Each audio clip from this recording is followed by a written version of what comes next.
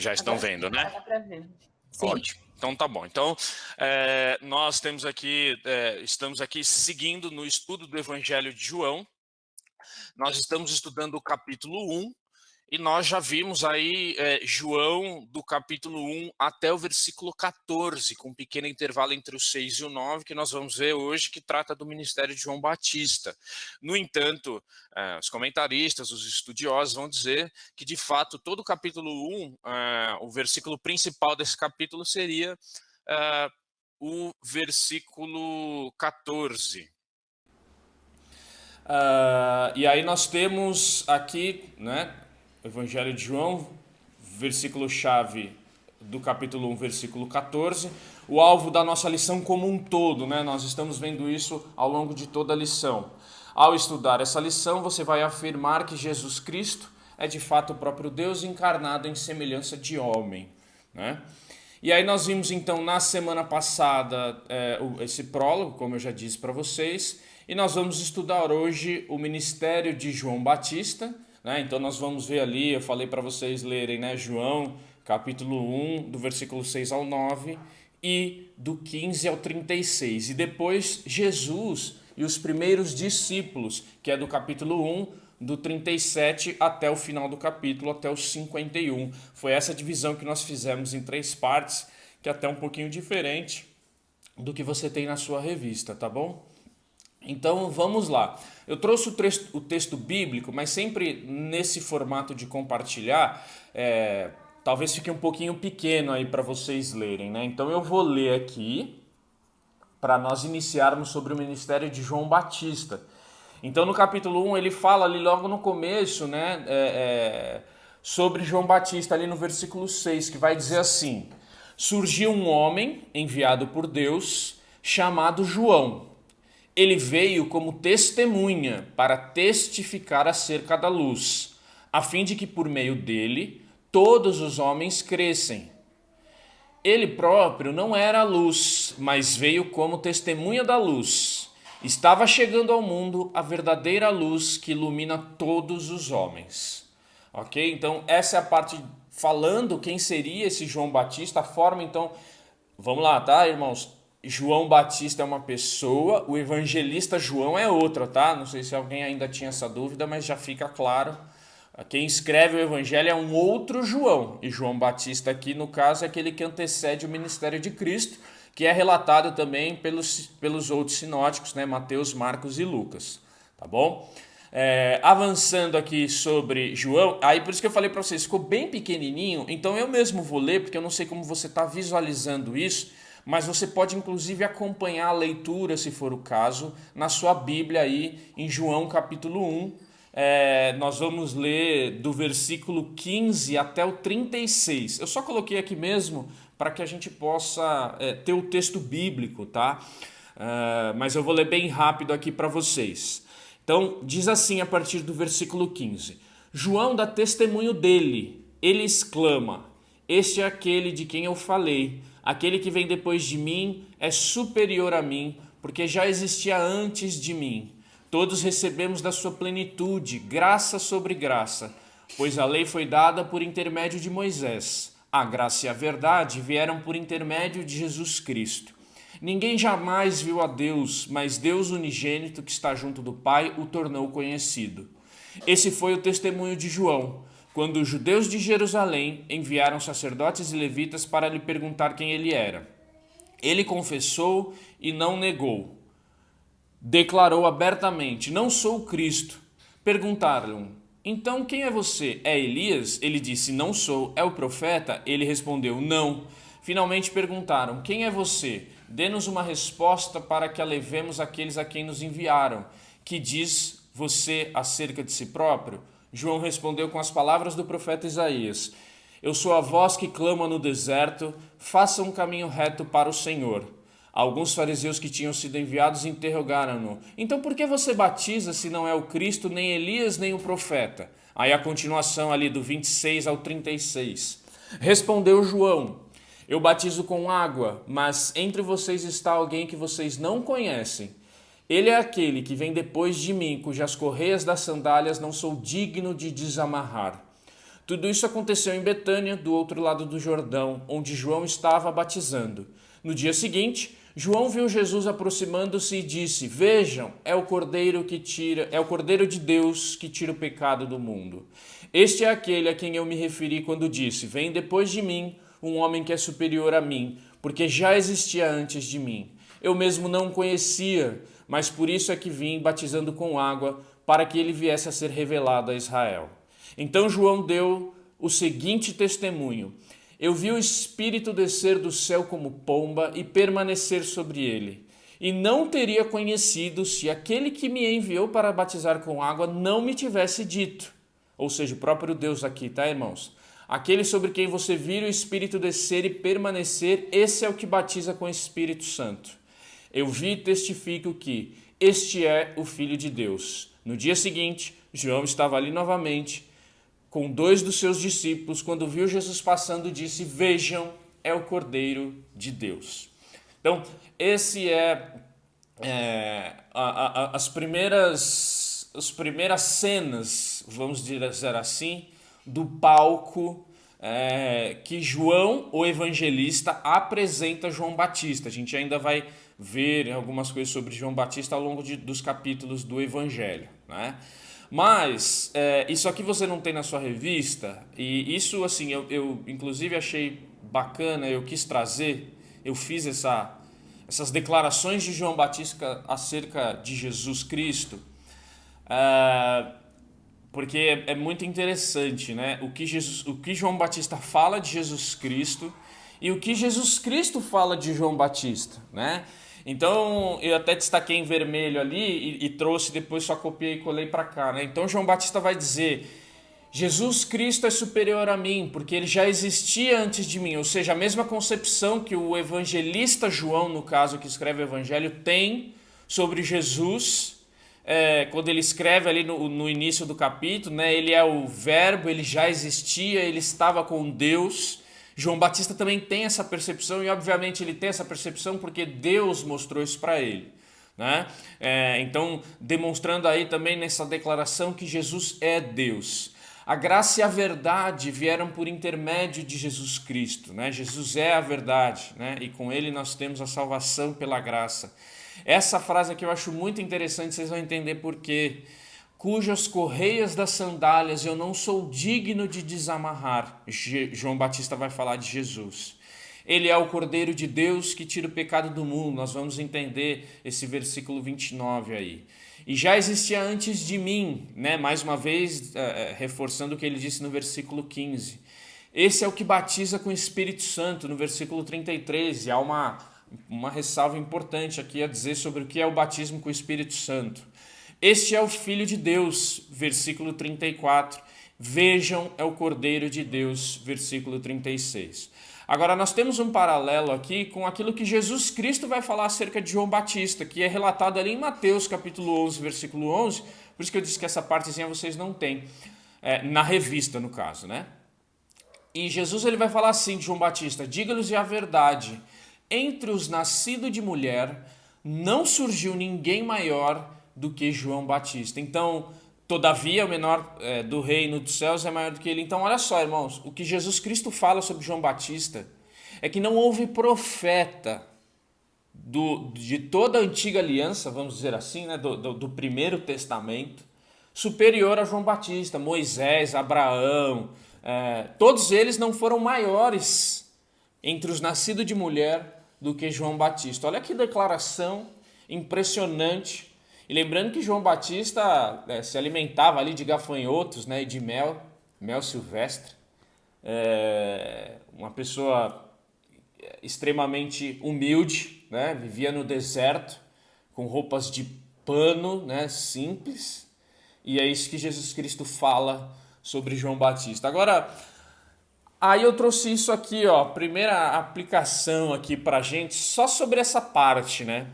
João fala que não é digno nem de desamarrar as sandálias de Jesus. Isso me chama muita atenção, como eu disse para vocês. E Jesus fala que não surgiu ninguém maior do que João Batista.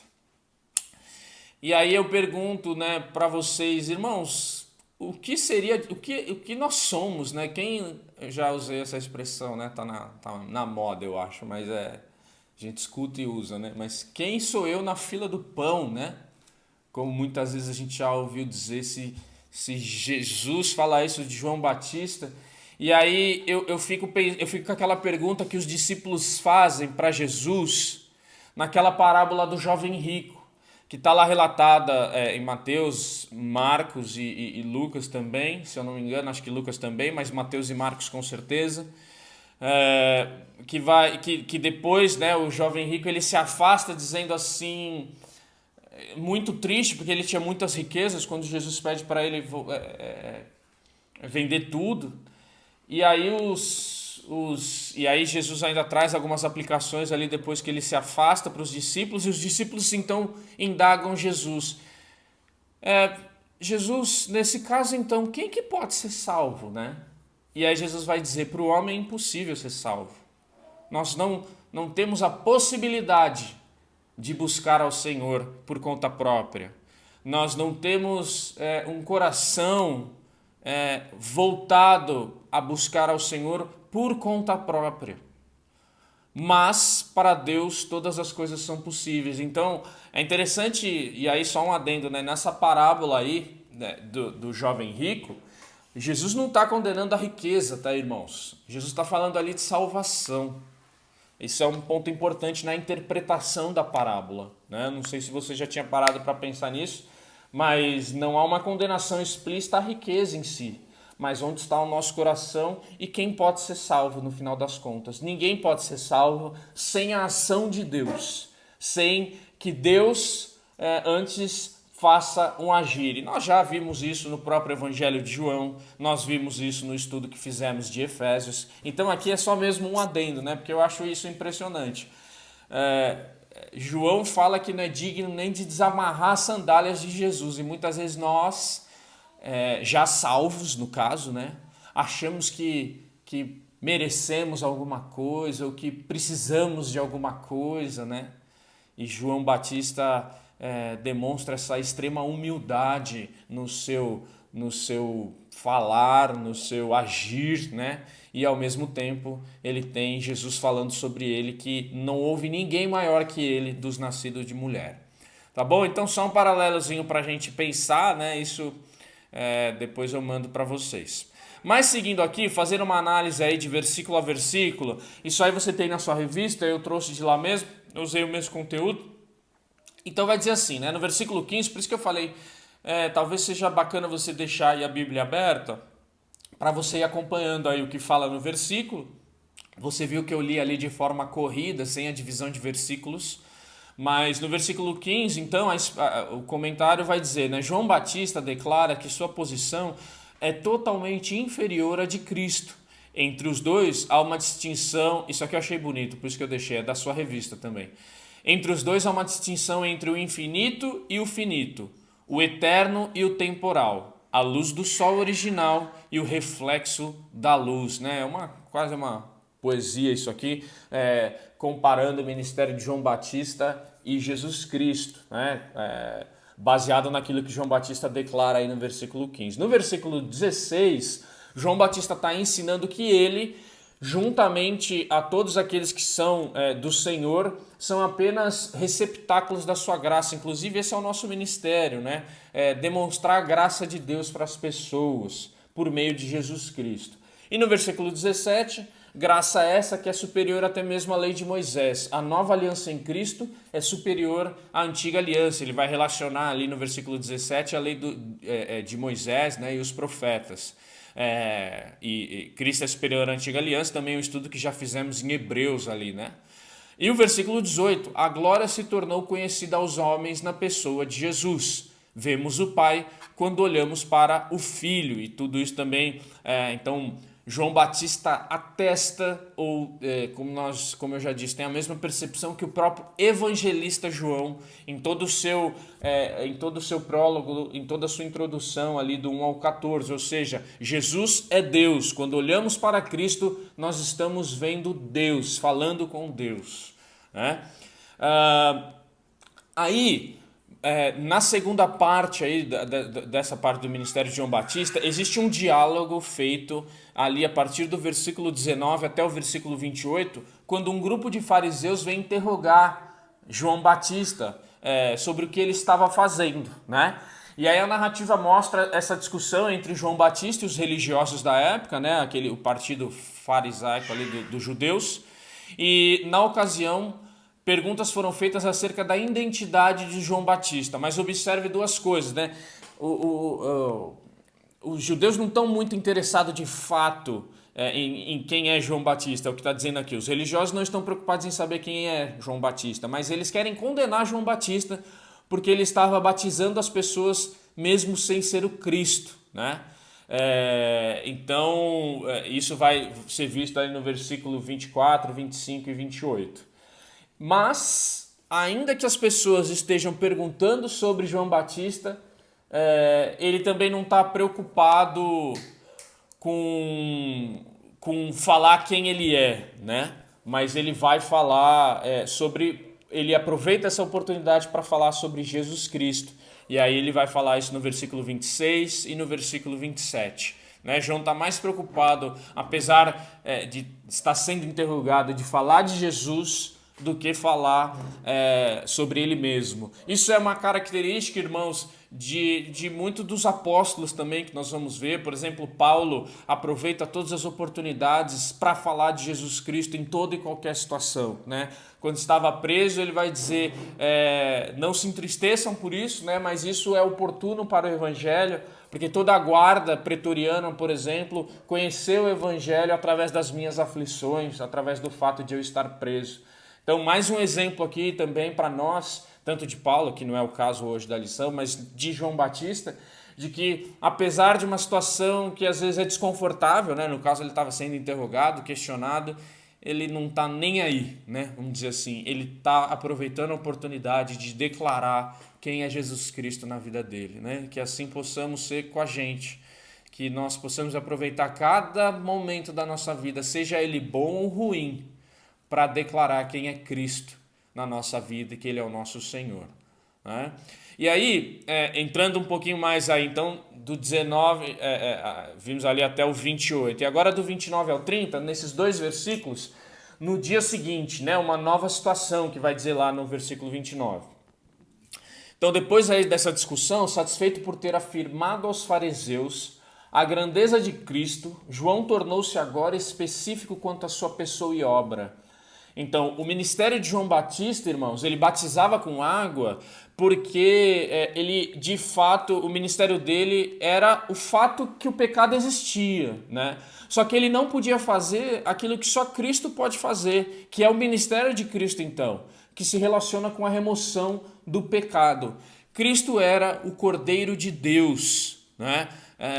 E aí, isso com certeza, quando João Batista fala isso, irmãos, para as pessoas que estão ouvindo, assim como João faz todos os seus leitores meditarem e refletirem a todo o contexto do Antigo Testamento, João Batista está fazendo a mesma coisa, né? E João, quando está escrevendo seu evangelho, ele faz suas escolhas ao colocar ali o que está sendo escrito.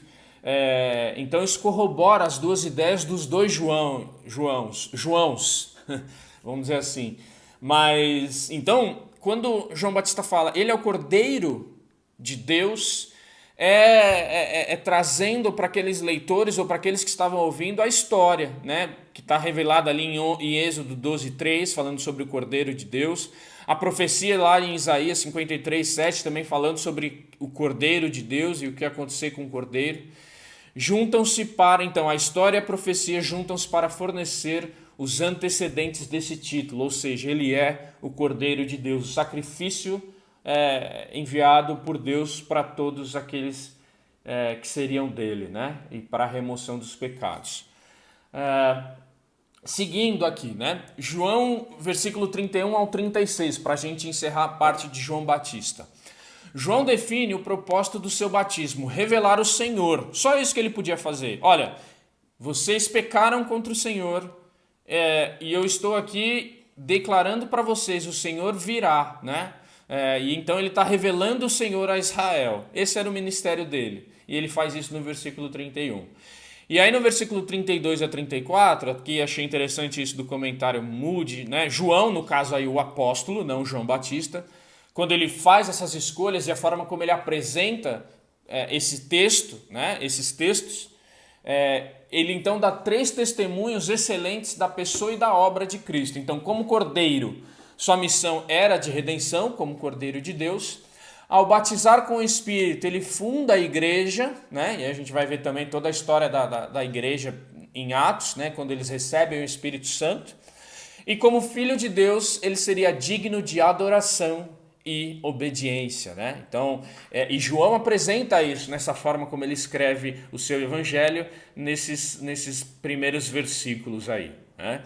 E aí do 35 ao 36, João Batista exclama: vejam, é o Cordeiro de Deus. A partir daí, ele sai de cena nesse momento, ou seja, no capítulo 1, e aí a gente entra em 2 versículos, são 2 versículos, no caso 35 e 36, de transição para a próxima parte, que é Jesus e os primeiros discípulos.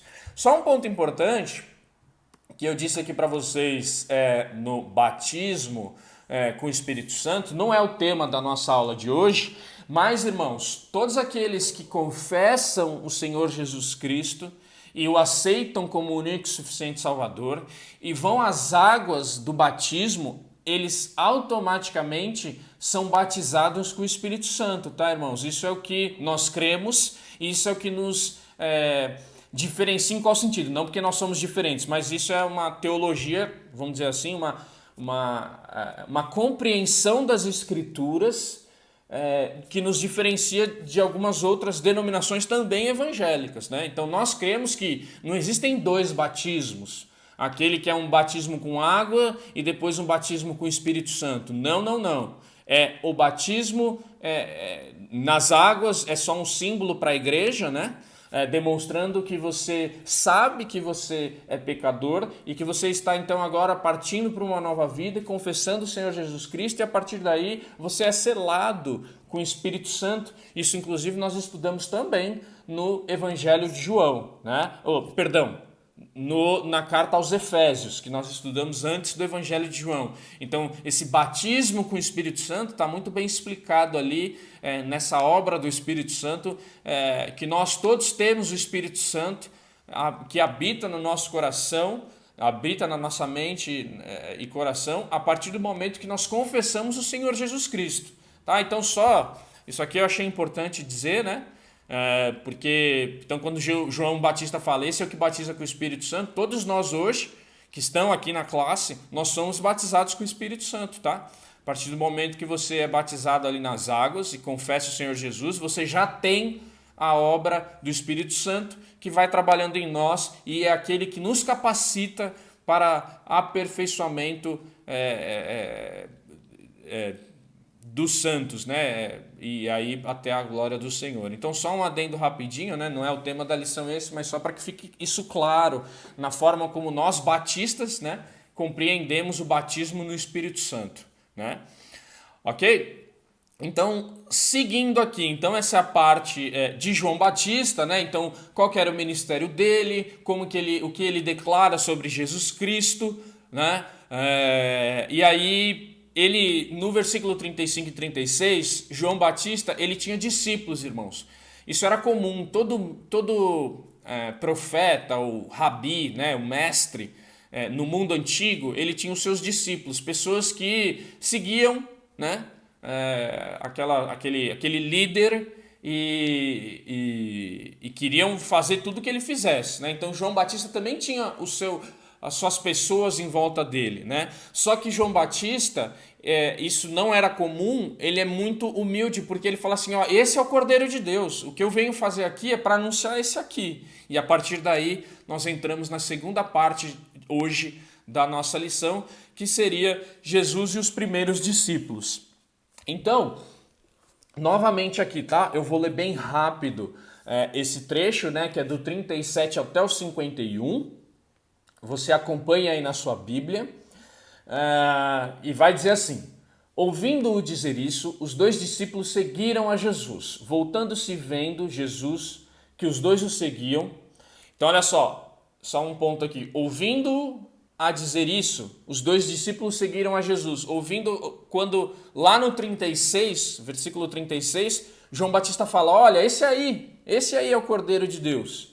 Então, dois discípulos que estavam perto de João Batista nesse momento, quando ouvem João Batista dizer isso, os dois discípulos seguiram a Jesus. E aí Jesus olha para esses dois discípulos e pergunta, o que vocês querem? E eles disseram, Rabi, que significa mestre, onde você está hospedado? Respondeu ele, venham e verão. Então foram por volta das 4 horas da tarde, viram onde ele estava hospedado e passaram com ele aquele dia. André era um desses discípulos de João Batista, né? Irmão de Simão Pedro, era um dos que tinham ouvido o que João dissera e que havia seguido Jesus. O primeiro que ele encontrou foi Simão, seu irmão, e lhe disse, achamos o Messias, isto é, o Cristo, e o levou a Jesus. Jesus olhou para ele e disse, você é Simão, filho de João, será chamado Cefas, que significa Pedro. No dia seguinte, Jesus decidiu partir para a Galiléia quando encontrou Filipe. Disse-lhe, siga-me. Filipe, como André e Pedro, era da cidade de Betsaida. E aí, do 45 ao 51, vai dizer, né, já encaminhando aí para o final desse capítulo. Filipe encontrou Natanael e lhe disse, achamos aquele sobre quem Moisés escreveu na lei e a respeito de quem os profetas também escreveram, Jesus de Nazaré, filho de José. Perguntou Natanael, Nazaré? Pode vir alguma coisa boa de lá? Disse Filipe, venha e veja. Ao ver Natanael se aproximando, disse Jesus, aí está um verdadeiro israelita em quem não há falsidade. Perguntou Natanael, de onde me conheces? Jesus respondeu, eu o vi quando você ainda estava debaixo da figueira, antes de Felipe o chamar. Então Natanael declarou, mestre, tu és o Filho de Deus, tu és o Rei de Israel. Jesus disse, você crê porque eu disse que o vi debaixo da figueira. Você verá coisas maiores do que essa. E então acrescentou, digo-lhes a verdade, vocês verão o céu aberto e os anjos de Deus subindo e descendo sobre o Filho do Homem. Então nós temos aí, irmãos, o relato de Jesus encontrando, o relato feito por João o Evangelista, encontrando os seus primeiros discípulos, né? E aí é interessante também pontuarmos aqui as declarações dos discípulos acerca de Jesus, né? Então André vai dizer, achamos o Messias, ele tinha essa convicção. Filipe vai dizer, achamos aquele sobre quem Moisés escreveu na lei e a respeito de quem os profetas também escreveram. Natanael então, né? Depois aí de antes, num primeiro momento, não imaginar que poderia vir alguma coisa boa de Nazaré, depois ele então ele olha para Cristo e fala, mestre, tu és o Filho de Deus, tu és o Rei de Israel. E aí as análises desses versículos fica mais ou menos assim, né? Os primeiros versículos, irmãos, nós estamos vendo do 37 até o 42, nós vamos ver que esses discípulos é André, João e Pedro. Que João, o Batista? Claro que não, porque nós já vimos que ele não era discípulo, né, de Jesus, ele era um profeta. Mas João o evangelista, né? Isso é muito legal. Então, João o evangelista, esse que escreve o evangelho que nós estamos estudando, está no meio desse texto aí, está no meio dessa conversa. Mas o versículo 37, então, né, depois daquele 35 e 36, que é de transição, trouxe esse comentário aqui, né, com expressões típicas, discípulo e seguir, João nos transfere ao mundo palestino judaico. O rabi, enquanto mestre, é cercado de alunos. E esses alunos o seguem. Agora, olha o que é ser um discípulo, irmãos. Seguem em realidade total atrás do mestre, a fim de receber seu ensinamento e apropriar-se dele. Por isso, o seguir dos dois discípulos de João Batista já expressa o desejo de que querem tornar-se alunos de um mestre maior. Então, quando João Batista fala, olha, esse é o Cordeiro de Deus, aqueles que eram discípulos de João Batista, ou seja, André e João, e nós vamos ver por que João, né? A compreensão, os estudiosos entendem que esses dois discípulos, um não é mencionado o nome, só é mencionado o nome de André, mas o outro, os estudiosos entendem que é o próprio João o evangelista. Então, quando eles escutam isso, eles falam assim, vamos segui-los, né? É ele que a gente estava aguardando, né? Imediatamente seguindo um mestre maior. Ainda no 37, dois discípulos, né? Um é identificado como sendo André, e o silêncio quanto ao nome do outro aponta para o escritor do evangelho. Olha que bonito. Que não menciona o seu nome por causa da sua modéstia, né? Então, no caso, o apóstolo, o evangelista João, que escreveu o evangelho, as 3 cartas de João e o Apocalipse. Ele era um discípulo de João Batista e quando escuta João Batista dizer que esse é o Cordeiro de Deus, ele imediatamente segue a Jesus Cristo, né? E aí o versículo 39 também trouxe um comentário aqui de uma Bíblia de estudo, né? Vai dizer assim, por volta de 4 horas da tarde, talvez na sua Bíblia vai estar na 10ª hora. E aí é uma questão de conta, né? Os estudiosos todos vão entender que 10ª hora era como se fosse entre 3 e 4 horas da tarde. E aí, isso que é importante, porque esse detalhe do versículo 39, né, de falar o horário, né, não é comum isso, mas nesse caso em específico existe uma mensagem por trás quando ele menciona o horário, né, seja a 10ª hora, né, e aí na Bíblia NVI vai dizer já de cara 4 horas da tarde. A hora exata do dia teria ficado gravada para sempre na mente de uma pessoa para quem esse encontro resultou numa experiência de mudança de vida. Esse é um dos argumentos que apoiam a opinião de que João é o autor desse evangelho. Então, João que escreve esse evangelho, irmãos, ele jamais esqueceria do dia e da hora em que ele encontrou Jesus Cristo. Então, isso é bem bonito, é uma mensagem também por trás desse texto. E aí, do 40, ainda o 40 a 41, a gente está analisando do 37 ao 42, então que seriam os primeiros discípulos, né? Assim como o João Batista, os discípulos aprendem que a melhor forma de testemunhar é simplesmente apresentar as pessoas a Jesus e deixar que Jesus faça o resto. Então André, quando ele viu Jesus Cristo, ele foi para o seu irmão, né, Simão Pedro, e falou assim, nós achamos o Messias. Tudo aquilo que nós ouvimos um dia a respeito, nós encontramos. E aí é a continuação aí do comentário, né? Comentário histórico-cultural da Bíblia. Devido aos fortes laços familiares da época, o testemunho de um irmão seria muito significativo, né? Então, interessante isso, porque até mesmo nós, né, aqui como cristãos, talvez as primeiras pessoas a quem nós temos que falar sobre Jesus Cristo é a nossa família, né? E falar, irmãos, falar, olha, é o Cristo, é Jesus Cristo, apresentar o Evangelho e deixar que Jesus, através do Espírito Santo, possa agir na vida das pessoas, das nossas famílias, né? Eu disse aqui em primeiro lugar aos nossos familiares, mas obviamente todos aquele a quem você se relaciona, né? E aí no versículo 42, isso aqui é interessante também, né? Cefas é um termo aramaico falando de Pedro e Pedro grego. Ambos significam rocha. Então, a gente sempre fala, Pedro, né, a rocha, né? Só que é interessante porque Pedro, né, o comentário da Bíblia NVI, achei isso muito legal. Era tudo menos uma pedra. Ele era impossível e instável. Em Atos, né, no livro de Atos, acabou se tornando a coluna da igreja primitiva. Então Jesus deu-lhe esse nome não por aquilo que ele era naquele momento em que encontra Jesus, mas por aquilo que ele viria a ser pela graça de Deus, né? Então isso é muito interessante, porque Jesus, irmãos, quando olhou para mim e olhou para você e te escolheu pela graça antes da fundação do mundo, como diz no Evangelho, né? Não te escolheu pelos seus méritos ou pelo que você é ou por aquilo que você pode oferecer, né?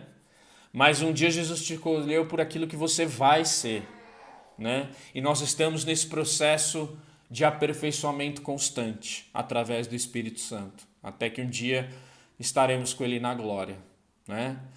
Interessante, irmãos. 9h50 dá tempo de terminar aqui. Vamos lá. Aí então a segunda parte do versículo 43 a 49 seriam os outros 2 discípulos. Então só nesse relato nós temos aí 5 dos 12, tá? André, João e Pedro, Filipe e Natanael. Natanael também pode ser conhecido como Bartolomeu, tá? Mas vamos lá, diz assim no versículo 43 ao 45. Jesus encontra Filipe, que por sua vez encontra Natanael. Isso aqui é o texto da revista. Novamente, o tema da lei está em evidência e seria natural esperar por isso, já que o contexto é totalmente judaico. Por que ele está falando isso? Ele está comentando dessa forma, porque Filipe, quando fala para Natanael, fala assim: nós encontramos aquele a quem Moisés e os profetas escreveram. Mais uma vez, João, quando escreve o teu evangelho e destaca essa fala de Filipe, é para trazer aos leitores a compreensão de que Jesus é o cumprimento do Antigo Testamento, né?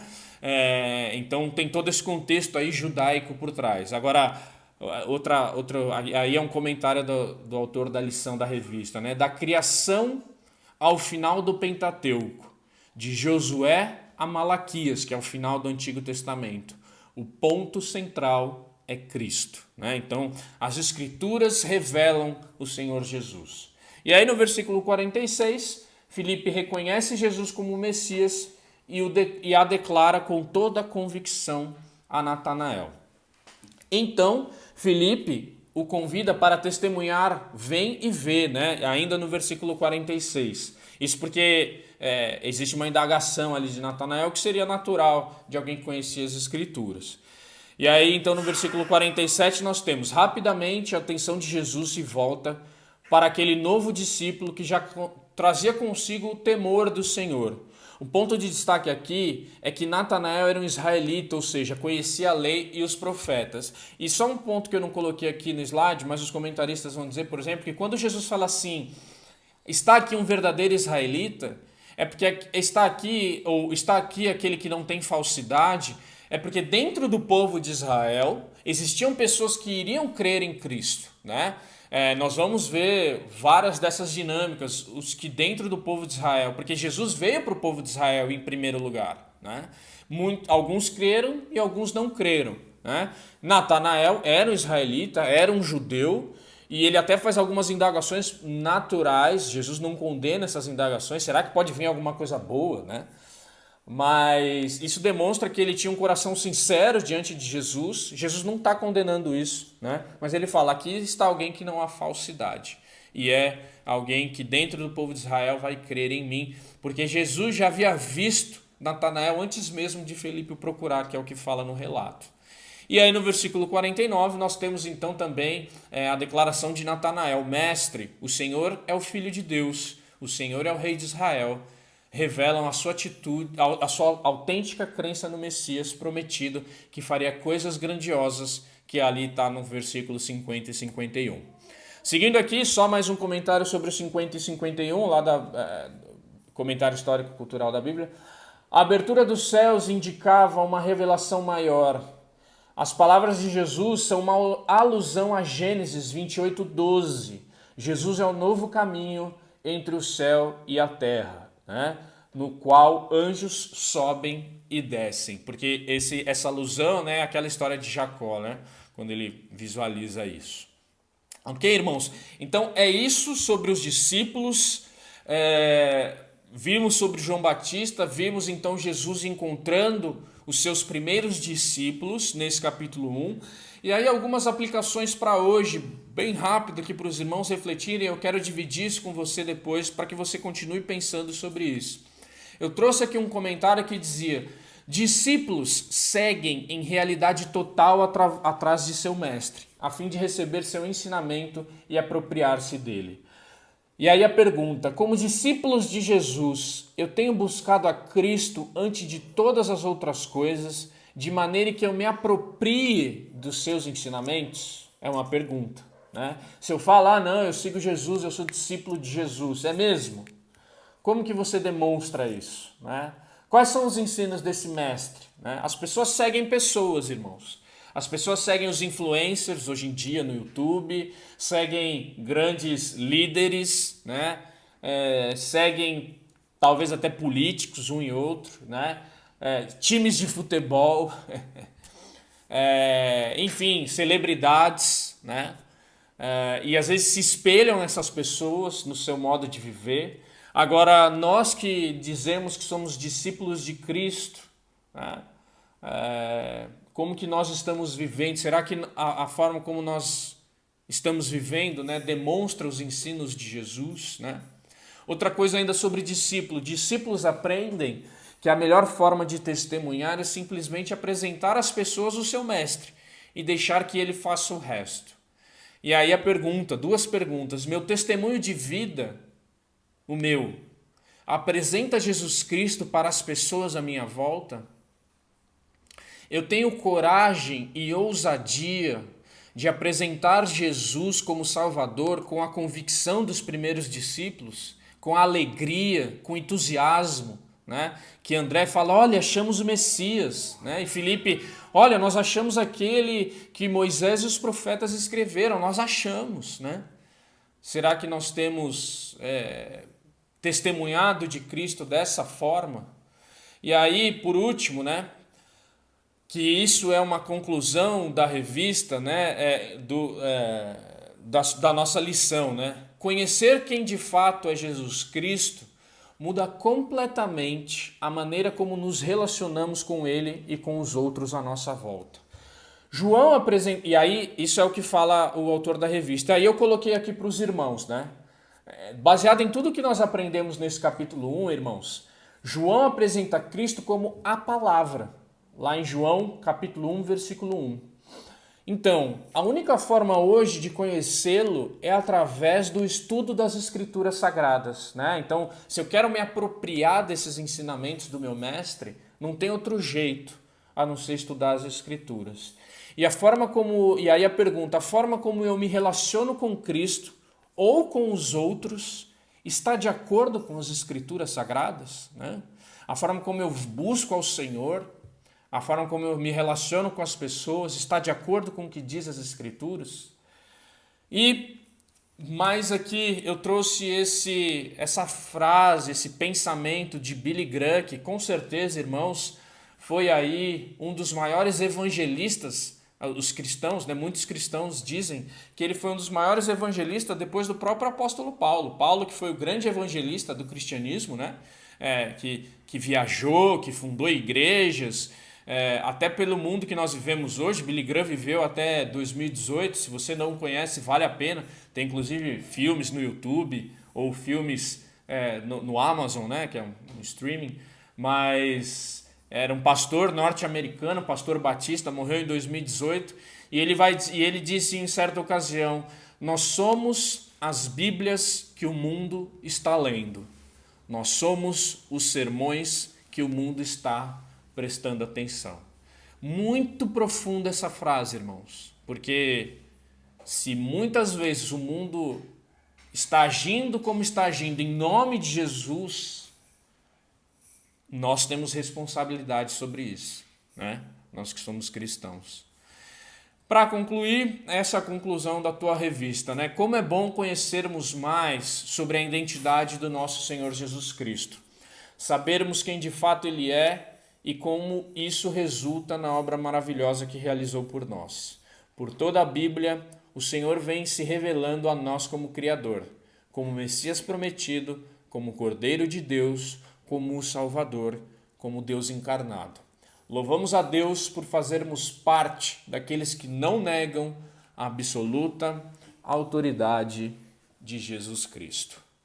Amém? Então, irmãos, olha só, encerrei aqui a aula às 9h59, eu não consegui hoje dar oportunidade para a gente interagir, para a gente conversar, porque eu tinha que correr aqui com os slides, porque nós tínhamos que encerrar a lição 1 hoje, tá? Mas eu vou depois dividir com vocês os slides da aula, para que vocês reflitam nessas perguntas, baseado inclusive nesse texto de João. Amém? Tinha alguém que quer comentar alguma coisa, irmãos? O que vocês acharam? Nós finalizamos aí todo o capítulo 1 do Evangelho de João.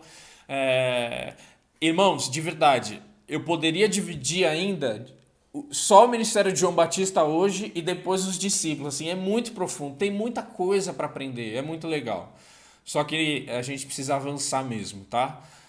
Mas espero realmente que vocês tenham visto algumas coisas. Nós vimos a doutrina da Trindade, nós vimos como João, o evangelista, revela a identidade do Senhor Jesus Cristo. Nós nós vimos como algumas aplicações que Jesus é o Cristo e nós seguimos um Deus, nós não seguimos qualquer um, né? Nós somos discípulos de um Deus, né, que é Jesus Cristo. Nós temos a esperança nesse Deus, apesar de tudo aquilo que passamos, e ao mesmo tempo existe também a nossa responsabilidade humana a partir disso. A forma como nós vivemos, a forma como nós agimos, a forma como nós lidamos com as situações adversas, né? E inclusive também, apesar de todas as situações em que nós vivemos, nós temos que declarar esse Jesus Cristo para as pessoas que estão à nossa volta, a nossa família, os nossos amigos, falar sobre Jesus Cristo. Não achar que com a nossa fala as pessoas vão crer em Deus. Não, nós não temos esse poder, nós não temos como saber isso. Mas a nossa obrigação é falar. E quem age é o Espírito Santo. Tá bom, irmãos? Alguém quer comentar alguma coisa? Se não, vamos orar. Mas podem ficar à vontade aí. Até umas 10h05 nós vamos aí. Não? Ninguém quer comentar? Então, amém, irmãos. Espero realmente que vocês reflitam sobre todas essas coisas. E vamos orar mais uma vez para encerrar, né? Vamos orar pelo nosso domingo, pelo nosso culto, agradecer a presença de todos os irmãos mais uma vez. Estejam motivados, busquem conhecer o Senhor Jesus Cristo, porque foi o que nós vimos, inclusive, nisso. Se hoje a única forma de podermos ver a Deus é através das Escrituras, né? Então, isso que você faz aqui, de reservar esse tempo, é uma forma que você está fazendo de conhecer o Senhor Jesus Cristo. Então, sempre que possível, não deixe de participar, porque, óbvio, sempre tem às vezes um compromisso ou outro, né?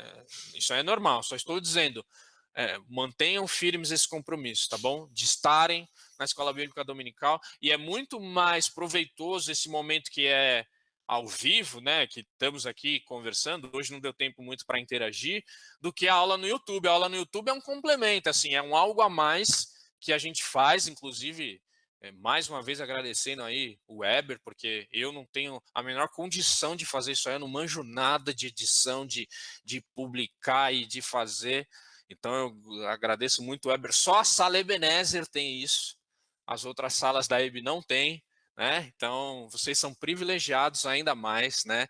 Então Deus abençoe a vida do Weber, da Ruth, da Arnélia aí que cuidam dessa parte. Tá bom, irmãos? Então vamos orar mais uma vez. Eu gostaria de pedir, eu vou pedir para alguém orar. Eu gostaria de pedir para Elaise. Elaise, você poderia orar por nós para encerrar a nossa aula? Ah, ele está aí, não está? Tô sim. Ah, legal. Vou orar então. Vamos orar então. Oremos. Querido Pai, querido Deus, Pai amoroso, nós te agradecemos, Senhor, por mais essa oportunidade de ouvir sobre Ti, aprender sobre como seguir os passos de Jesus, Senhor. Entender essa complexidade de questões que ao mesmo tempo são tão simples, Senhor. E só quando a gente consegue se debruçar sobre Sua palavra que nós conseguimos entender.